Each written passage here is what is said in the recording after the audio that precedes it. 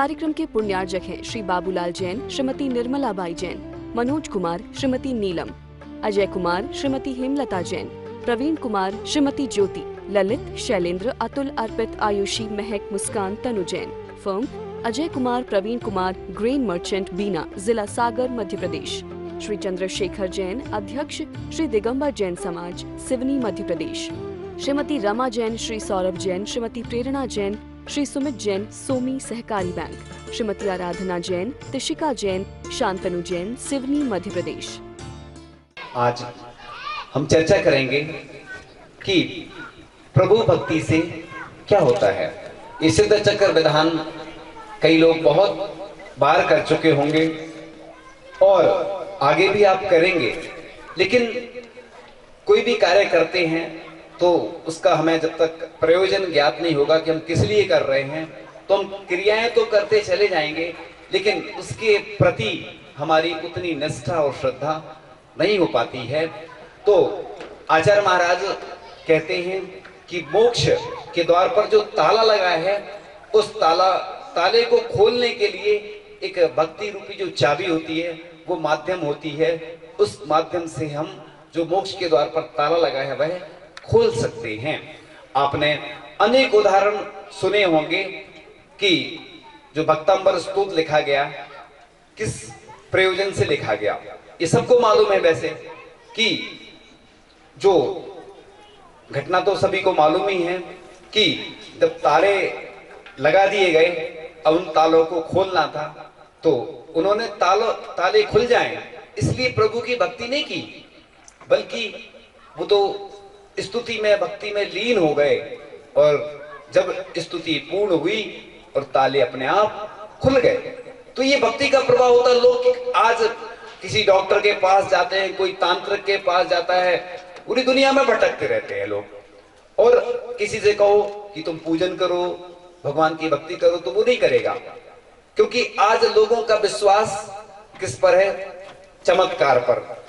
कहते चमत्कार को ही नमस्कार होता है। जहां पे कोई चमत्कार दिखता है तो भीड़ लग जाती है, और जहां पर कोई चमत्कार नहीं दिखता तो कोई देखने को नहीं आए। अब प्रतिदिन अभिषेक होता है तो कितने लोग रहते हैं, कई बार तो ऐसी स्थितियां होती हैं मंदिर में कोई शांति धारा करने वाला नहीं होता है, और जब कोई कार्यक्रम होता है तो उसमें बहुत सारे लोग आते हैं। कई ऐसे भी व्यक्ति बैठे रहते हैं जिनकी भावना भी होती है लेकिन आर्थिक रूप से सक्षम नहीं होते हैं, तो वो शांति धारा नहीं कर पाते, अभिषेक नहीं कर पाते, पात्र नहीं बन पाते। तो जब जहां पे मिलता है तो लोग लेते नहीं है। कई जगह स्थिति रहती है, कई जगह 24 बनी हुई है तो कोई प्रक्षाल नहीं करेगा, और जहां पे कोई मूल नायक भगवान है या कोई विशेष जहां पे भीड़ होगी तो उधर सब चाहेंगे कि हमें प्रक्षाल मिले, हमें अभिषेक मिले। तो भैया भगवान तो वही है, भगवान नहीं बदलते हैं, लेकिन हमारी दृष्टि बदल जाती है कि जब भी कोई कार्यक्रम होता है तो सभी लोग चाहेंगे कि हमें मिले, और जब सामान्य से भी भगवान वही भगवान है, देखो मंदिर से आ गए इधर समूह शरण में विराजमान हो गए, तो बस सभी लोग इकट्ठे हो गए, भक्ति कर रहे हैं। तो पूजन भक्ति प्रतिदिन करने से भी लाभ होता है। तो हम चर्चा कर रहे थे कि जैसे किसी से कहा जाए कि ये सर्दी हो गई, उससे कहो कि सौंठ खा लो, नहीं खाएगा। उससे कहा जाए कि ये अमेरिका से टैबलेट आई है 1000 की है, कितनी की है? 1000 रुपए की, तो वो खरीदेगा और खा लेगा। कोई लोग चर्चा है कि वैक्सीन आ रही है, वैक्सीन कब आएगी पता नहीं, बस चर्चा में है। लेकिन जब तक, अब तो रोग भी मंदा हो गया, इसके पहले तीव्रता थी तो सब लोगों ने उपाय किए बहुत सारे, लेकिन अंत में वही जो यूनिटी, और फिर लास्ट में यही कहा कि वह मास्क ही वैक्सीन है। मतलब कुल मिला के घूम फिर के वहीं की वहीं जिंदगी थम गई, और लोगों में टेंशन था, विकल्प थे, कई लोग तो टेंशन में ऊपर चले गए। अरे हम तो कहते टेंशन करना क्यों, अटेंशन रहो ना, टेंशन की तो जरूरत ही नहीं है, क्योंकि भगवान, हमने तो इतने वर्षों में एक चीज हमेशा देखी है कि आचार्य ऋषि को जब भी देखा है हमने, तो बस एक ही चीज देखी है कि बस वो हमेशा भगवान की भक्ति में लीन रहते हैं। 3 बार तो पहले की बात बता रहे, अभी तो हमें जानकारी नहीं है, 3 बार स्वयंभू स्तोत्र करते थे आचार्य ऋषि, यानी 24 भगवान की स्तुति। और नंदीश्वर भक्ति में नंदीश्वर जिनालय आदि की जो वंदना आदि होती है, उसके माध्यम से आचार्य भगवान तीनों टाइम तीनों बार, तो आचार्य भगवान ने बड़े बाबा को जब उच्चासन पर बिठाना था तो आचार्य श्री ने बहुत साधनाएं की। तो आचार्य भगवान हमेशा एक ही चीज को महत्व देते हैं, बस साधना को। उन्होंने शरीर के ऊपर कभी ध्यान नहीं दिया। हम लोग जब कई बार उनसे चर्चाएं करते थे, एक बार आचार्य श्री जब बहुत कमजोर हो गए, चंद्रगिरी की बात थी, और हम छोटी बुद्धि वाले और वो बड़ी बुद्धि वाले आचार्य भगवान, लेकिन शिष्य तो अपने गुरु महाराज से कुछ तो कहेगा, निवेदन करेगा। तो हमने आचार्य श्री से कहा कि आचार्य श्री, ये शरीर राष्ट्रीय संपत्ति है, हमने कहा, और आप इसको हानि पहुंचा रहे हैं। और जैसे ही हमने बोला, अब हमारी बोलती बंद, और हमने सोचा अब तो कुछ ना कुछ गड़बड़ होने वाला है मतलब। लेकिन आचार्य महाराज वाकई में, हमने देखा है लोग कहते हैं आचार्य श्री कठिन है, और हम कहते हैं दुनिया में आचार्य श्री से सरल कोई नहीं है। आचार्य भगवान के पास तुम सरलता से जाओगे तो वो सरल हो जाते हैं, वो कठिन बन के जाओगे तो कठिन हो जाएंगे। आचार्य भगवान कठिन है नहीं, उन्हें अपनी अनुशासन को अच्छा रखने के लिए कठिन बनना पड़ता है। आचार्य भगवान बहुत सरल है। हमने देखा है कि आचार्य भगवान जैसा सरल व्यक्ति तो दुनिया में हमने अभी तक नहीं देखा। हम लोग गौरझामर पंचकल्याणक में जब आचार्य श्री की अगवानी करी, और अगवानी करने के बाद आचार्य श्री जमीन में बैठ गए, तो जमीन में 1 इंच का पाटा था, नीचे जमीन में रखा हुआ था। आचार्य श्री बैठे हुए थे और हम लोग जमीन में बैठे थे। तो आचार्य भगवान बोले, अरे नीचे नहीं बैठो, जमीन में पाटे पे बैठ जाओ। हम लोग सोच रहे कि आचार्य श्री 1 इंच वाले ऊंचे पाटे पे बैठे, अब उससे नीचा क्या पाटा हो सकता है, और जमीन में बैठे। लेकिन देखो कितनी विशाल दृष्टि कि आज लोग आसन रासन और भाषण के पीछे लड़ते रहते हैं। पूरे दुनिया में लड़ाई है आसन रासन भाषण की। हमने पूरा जो स्वाध्याय किया इसी के पीछे लड़ाई होती है पूरे दुनिया में। कहते पूज्य सोमसागर जी महाराज जी हमेशा बोलते थे, मंच माला माइक मीडिया मोबाइल, ये 5 विटामिन कई लोगों को नहीं मिलते तो बीमार हो जाते हैं।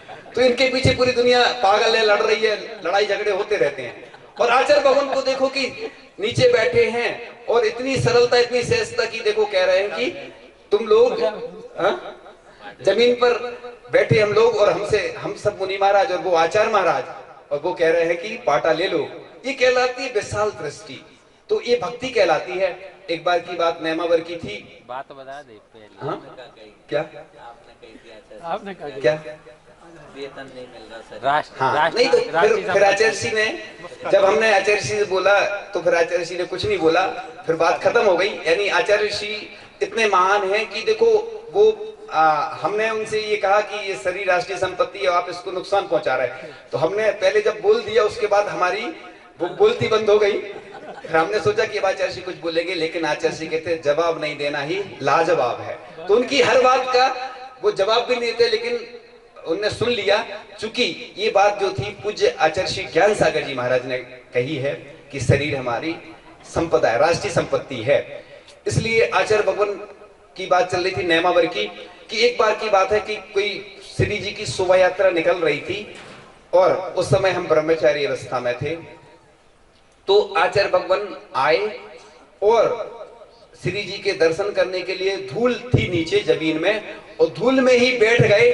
और श्री जी के जब दर्शन किए तो हमने देखा, ये कहलाता है, देखो कितने महान गुण, कि ये नहीं देखा उन्होंने कि धूल है। कई बार अपन लोग जब धूल वगैरह रहती तो कैसे करते नमोस्तु, तो आपको सबको मालूम है कि जमीन में बैठ के नहीं करते, क्योंकि धूल है तो ऐसे ही बैठ के कर लेते। लेकिन वो पूरे गवासन से बैठकर उन्होंने नमोस्तु किया।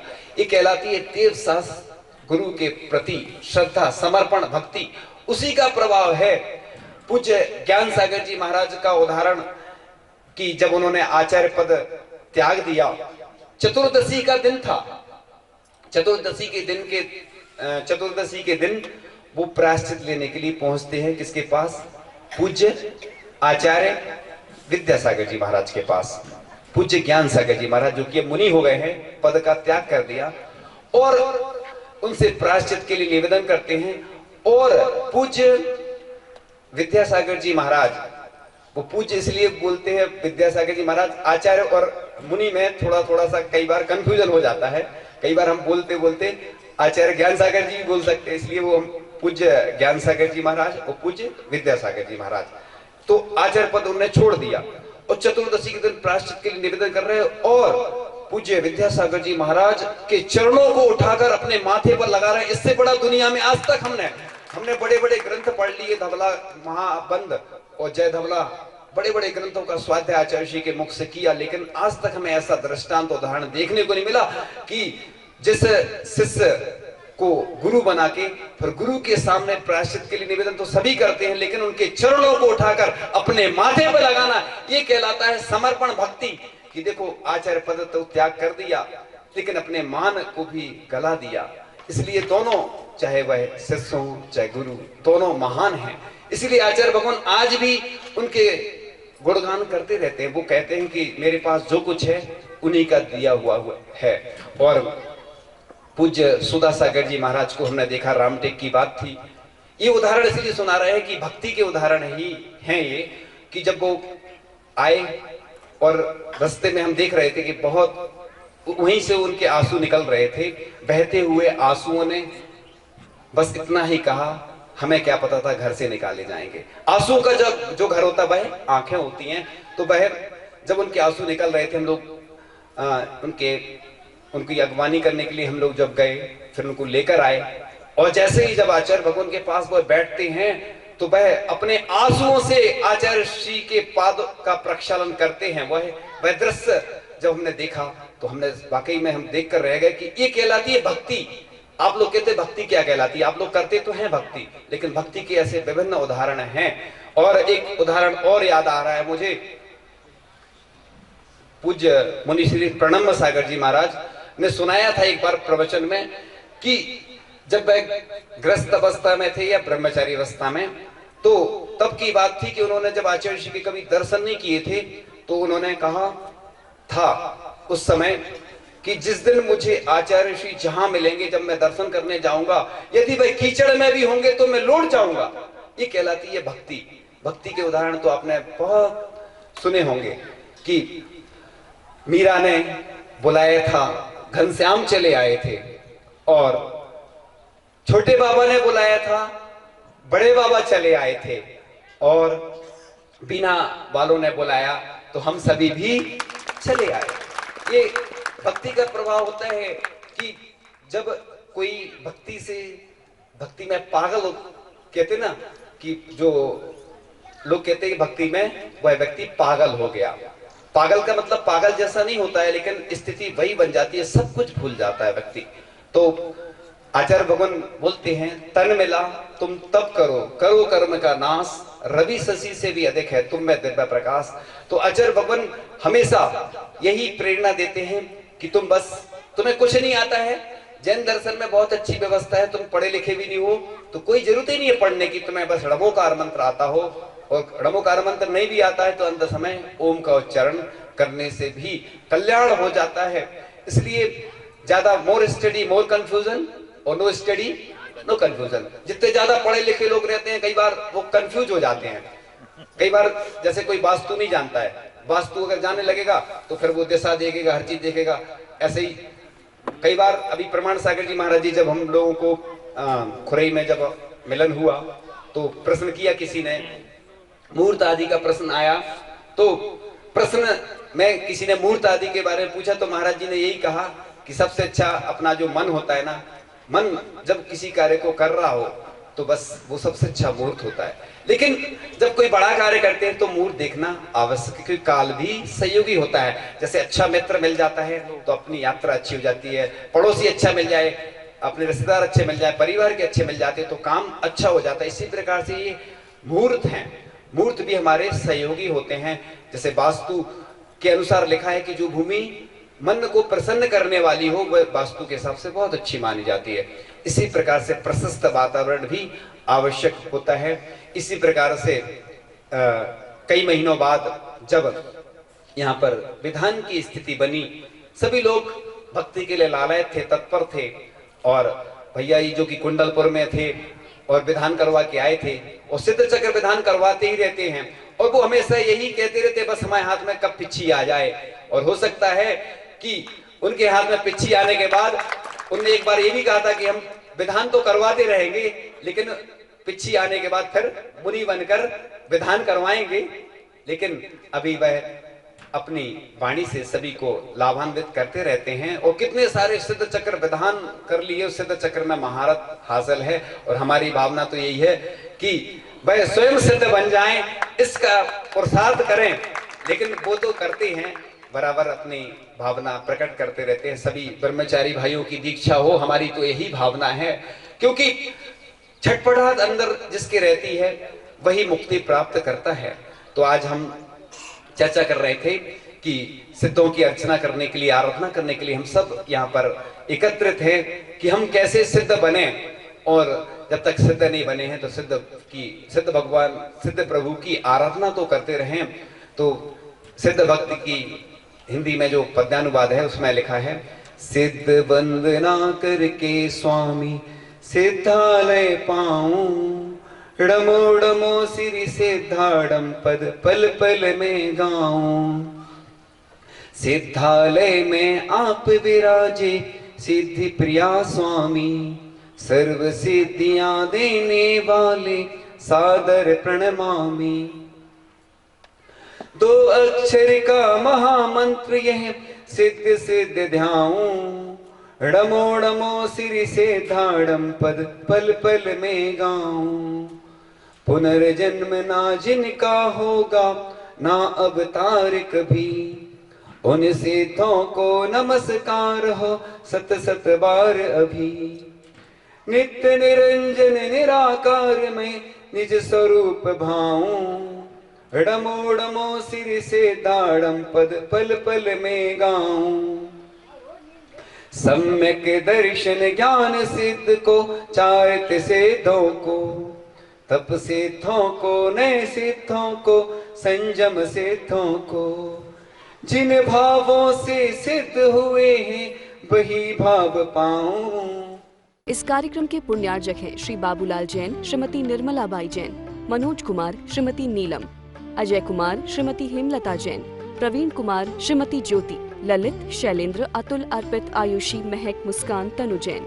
Firm Ajay Kumar, Pravin Kumar, grain merchant, Bina, जिला सागर, मध्य प्रदेश। श्री चंद्रशेखर जैन, अध्यक्ष श्री दिगंबर जैन समाज, सिवनी, मध्य प्रदेश। श्रीमती रमा जैन, श्री सौरभ जैन, श्रीमती प्रेरणा जैन, श्री सुमित जैन, सोमी सहकारी बैंक। श्रीमती आराधना जैन, तिशिका जैन, शांतनु जैन, सिवनी, मध्य प्रदेश।